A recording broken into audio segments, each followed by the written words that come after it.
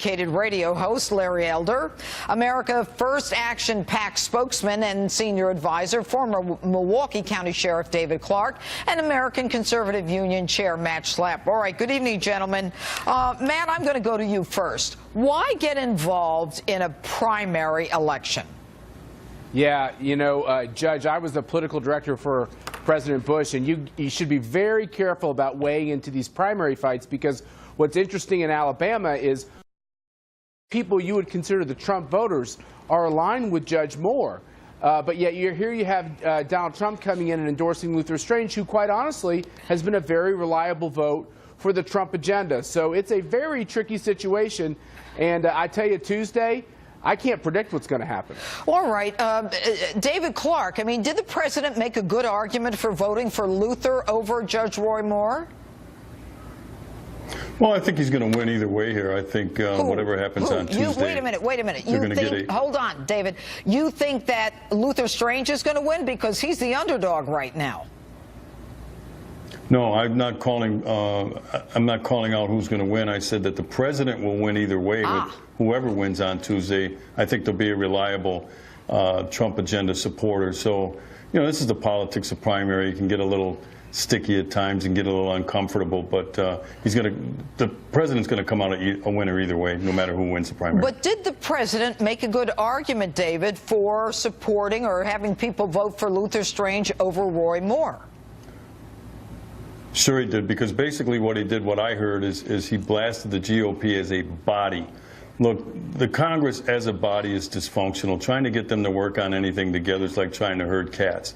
So what he's trying to do really is mobilize and energize the people, the public, all across America to start to put the pressure on the GOP to get his agenda passed and to get it underway. And right now, you know, it seems to be stuck in neutral because of this dysfunctional Congress. And basically, the GOP's in charge, so it falls in their lap.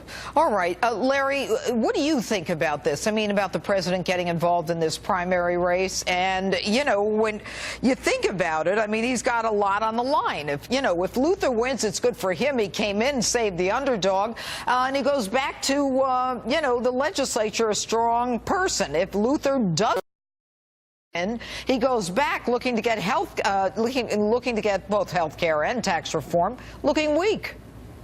Well, I was surprised he got involved in this race, too. You know, Huntsville, Alabama is my mom's hometown, so I was pleased to see him. But I was surprised he got involved in this race. If he doesn't win, he loses prestige. People are going to think that it's okay to defy Trump. On the other hand, if he pulls this out and Luther Strange is the underdog, it suggests that the president has a lot more clout than people think. Look, his poll numbers are up. He comes off this Bothell United Nations speech. He still hasn't back down from all of his promises, including the wall. So this gave him an extraordinary opportunity to restate his presidency and to talk about what he wants to do in the future. This is not a guy who's afraid of getting impeached, I'll tell you that. Well, you know, when we talk about him as an establishment candidate, this Luther Strange, you know, Mitch McConnell's PAC, Matt, gave him $9 million. Yeah, and this is becoming an increasing problem. I think it's one of the reasons why Luther Strange has struggled so badly. You know, Judge, it's going to come as no surprise to you that if you're a candidate running out there in America and you are tied to the GOP Washington establishment, it is not a positive. And I'm surprised that PAC spent that money directly in the race. I think it's one of the impacts. I think Luther Strange is having trouble making the case that he is his own man, something that Judge Moore has demonstrated throughout his career. I tell you, the one thing I give for the president here, Judge, is he's rewarding his friend, and Luther Strange has been a reliable vote for him. But he is right to take on this Congress. 7.5 years of talking about Obamacare and watching these senators weasel out of it. I think people across this country, it's pitchfork time. Well, it is. When you have the Oval and the Senate and Congress, David Clark, I mean, you know, to not get anything done, to me, is a signal that the establishment is looking to get rid of Donald Trump, not looking to support him. Well, look, that's precisely what's happening right now. There are people who are two-faced about this.